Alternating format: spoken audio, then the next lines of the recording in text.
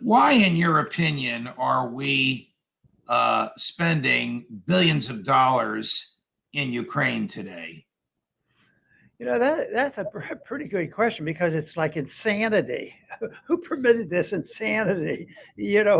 I read today that it was there, and the Ukrainians want the money because they need the money, and because they have a deficit problem, and they have an energy problem, and they're having all these internal problems, and they want more money. And I said, and we complain a little bit. You hear a little complaining. Fortunately, there's at least some complaining about it, but it makes no sense whatsoever. Because when I read that list of things he was asking for, we were suffering every bit as much as they were. It might be much worse because we can cover our tracks because we have so much more power. We have the military power, and we have the economic power, and we have the reserve currency, so we can get away with it.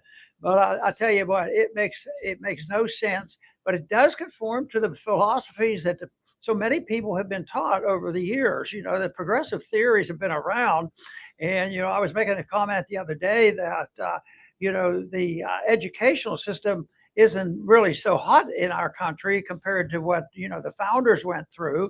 They were well educated, and I said, I was in Congress for a significant length of time, and I met a lot of people, and I tried to do my best to at least to talk to people rather than punching them in the nose.